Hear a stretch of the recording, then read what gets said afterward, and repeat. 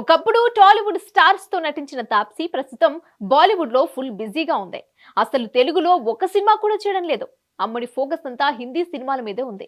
తాజాగా అమ్మడు తన ప్రేమ వ్యవహారాన్ని బయటపెట్టింది.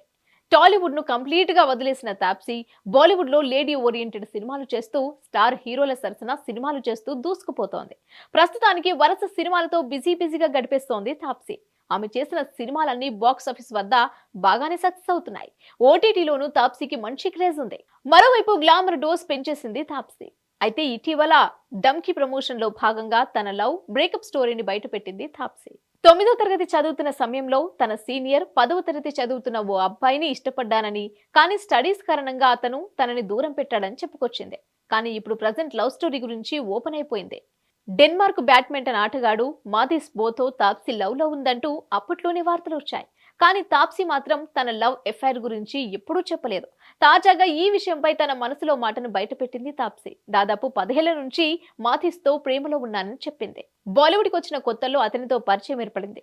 ఆ పరిచయం కాస్త ప్రేమగా మారింది. రాను రాను మా బంధం బలపడుతూ వచ్చింది. అయితే మా ప్రేమ వ్యవహారం గురించి ఇప్పటి వరకు ఎక్కడా మాట్లాడలేదు. ప్రేమ పెళ్లి విషయంలో నాకు కొన్ని అభిప్రాయాలున్నాయి. మాథిస్ బోతో నేను చాలా సంతోషంగా ఉన్నా. బ్రేకప్ చెప్పేసి మరో బంధంలో అడుగు పెట్టాలనే ఆలోచన ఏ రోజు రాలేదు అని చెప్పుకొచ్చింది తాప్సీ. మొత్తంగా తాప్సీ త్వరలోనే పెళ్లి పీటలు ఎక్కబోతోందన్నమాట. Hit TV presents like, share, comment. TV వాళ్ళకు కూడా నేను ఒక సర్ప్రైజ్ ఇద్దాం అనుకుంటున్నాను. మీరు మాత్రమే జెస్సీ ఎందుకు అయ్యారు? ఇలాంటి అమ్మాయిలకి పిలవడానికి బాగుంటుంది.